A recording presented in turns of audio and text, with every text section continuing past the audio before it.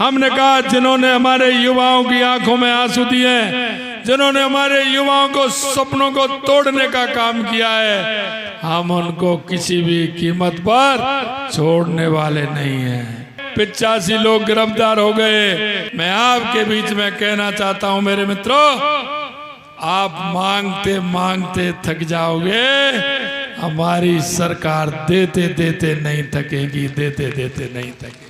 मेरे भाई और बहनों, आप सभी को पता है और आप सभी जानते भी हैं कि 2014 के बाद देश के यशस्वी प्रधानमंत्री नरेंद्र मोदी जी के नेतृत्व में देश आगे बढ़ रहा है।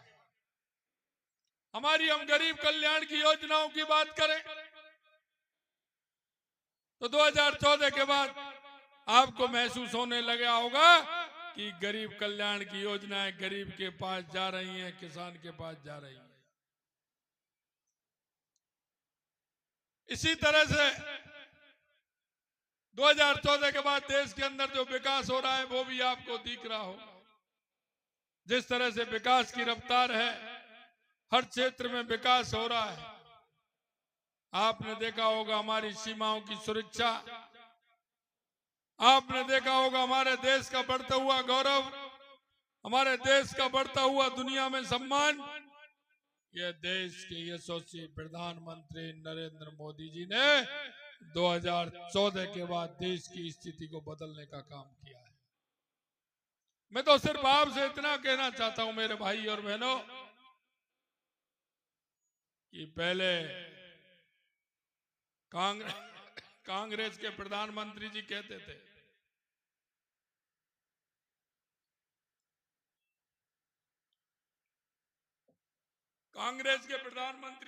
थे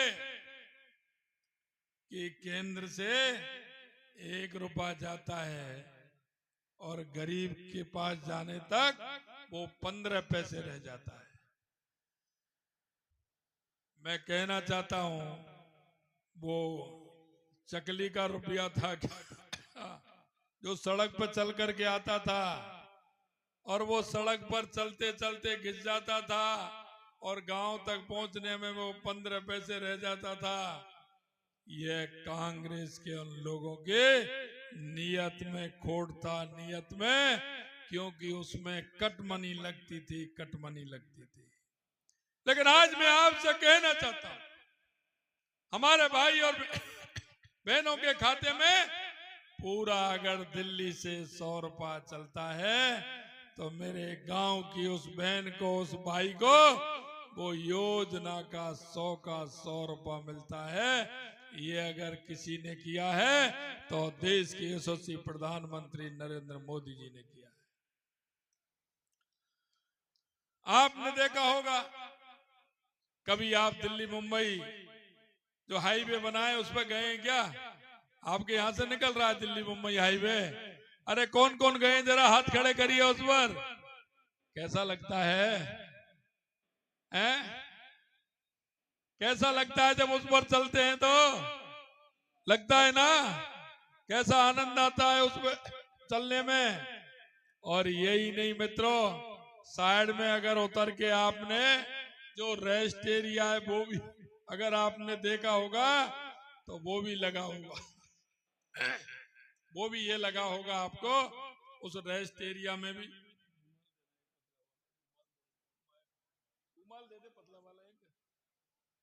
जो रेस्ट एरिया में जाते हैं वो एरिया ऐसा है कि अगले आने वाले 40 और 50 साल के लिए पूरी योजना के हिसाब से उसको किया गया है।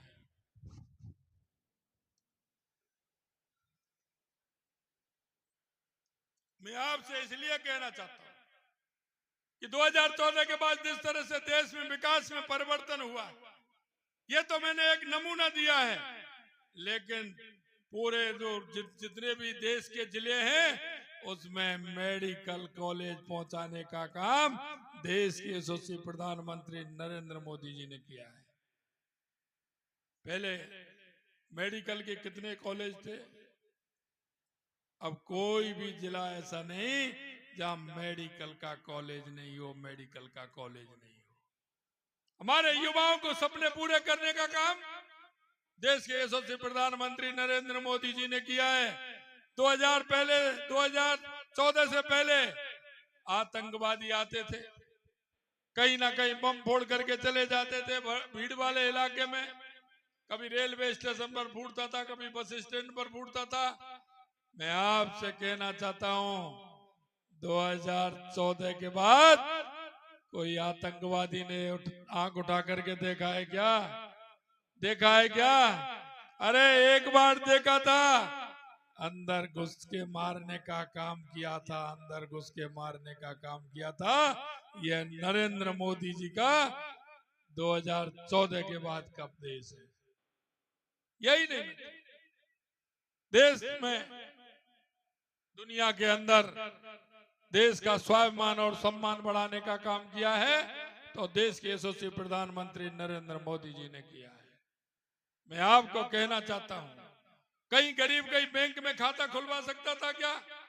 कोई गरीब कभी बैंक की चौखट पर नहीं चढ़ सकता था, लेकिन घर घर खाता खुलवा करके देश के यशस्वी प्रधानमंत्री नरेंद्र मोदी जी ने देश के उन युवाओं को, उन महिलाओं को, उन बुजुर्गों को खाते खुलवा करके सीधा उनके बैंक में पैसा आने का काम देश के यशस्वी प्रधानमंत्री नरेंद्र मोदी जी ने किया है।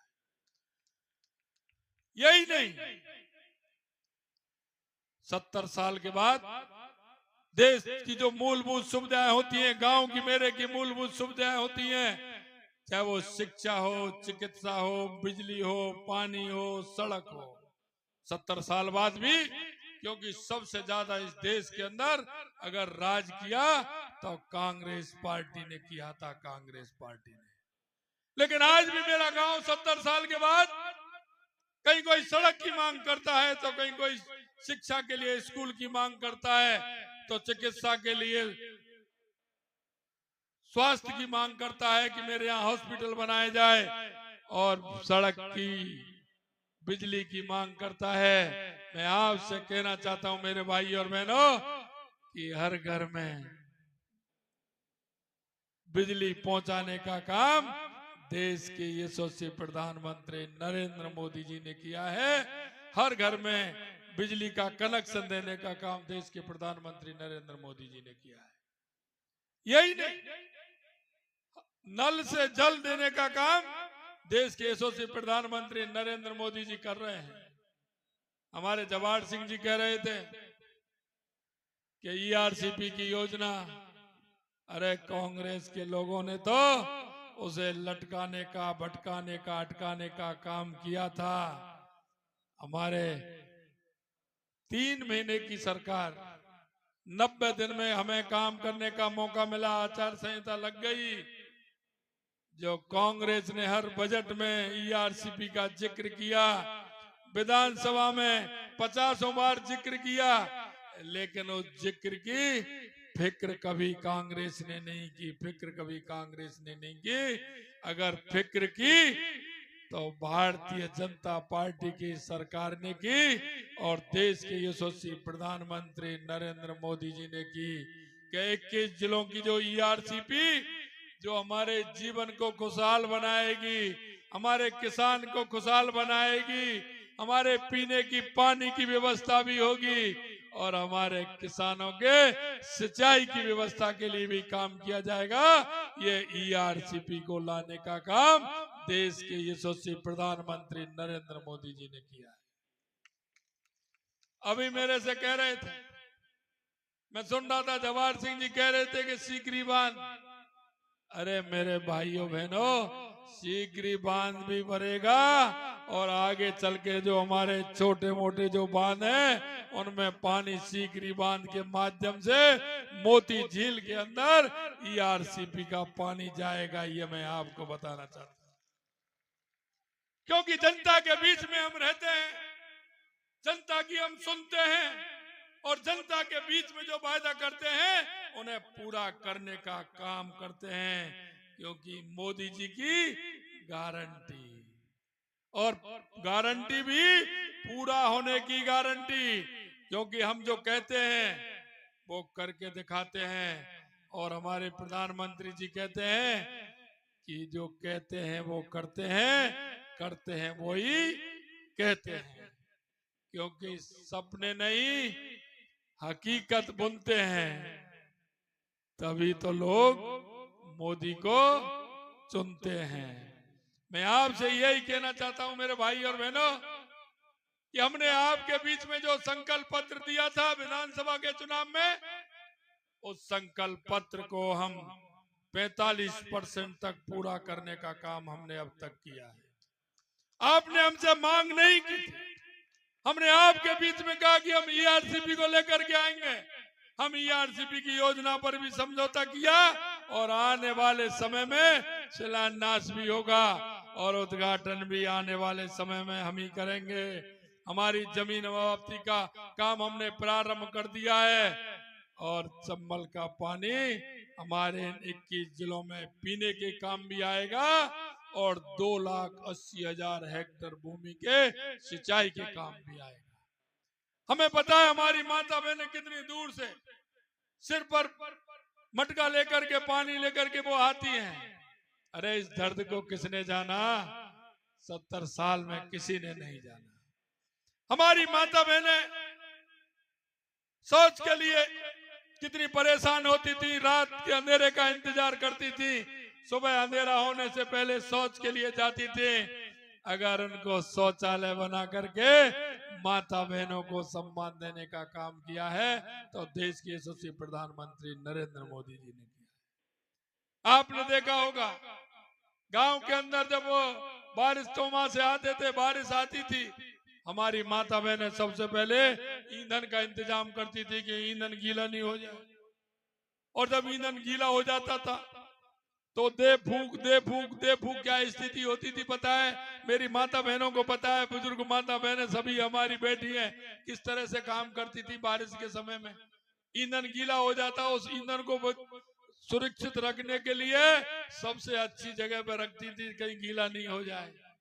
लेकिन आज माता बहनों को उज्ज्वला का कनेक्शन दे करके देश के यशस्वी प्रधानमंत्री नरेंद्र मोदी जी ने उन माता बहनों को सम्मान दिया है जो उस धुएं से आंख भी खराब हो जाती थी और उनके अंदर जो फेफड़ों में धुआं जाता था वो फेफड़े भी खराब हो जाते थे।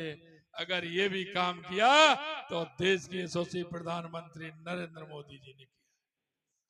मित्रों, हम जनता के बीच में रह करके जनता के सुख दुख में भागीदार बनते हैं। हमने वायदा किया था कि किसानों की सम्मान निधि बढ़ाने का काम करेंगे। हमारे जवाहर सिंह जी कह रहे थे कि हमने पहली कैबिनेट में 6,000 रुपए हमारे देश के प्रधानमंत्री जी देते हैं और 2,000 रुपए पहली किस्त, हमने 8,000 करके 8,000 रुपए किसान सम्मान निधि देने का भी काम किया। और यही नहीं, हमारी केंद्र की सरकार ने राजस्थान सरकार से बार बार सूची मांगी थी, क्योंकि जिनके बुजुर्ग पिताजी हैं वो उनका देहावसान हो जाता है तो उनका दाखिला नहीं चढ़ता है क्या? उनके पुत्र और पुत्रियों को उनका दाखिला चढ़ता है ना, नामांतरण जिसे कहते हैं। लेकिन उन्होंने नामांतरण की जो सूची थी वो भी हमारी केंद्र सरकार को नहीं भेजी।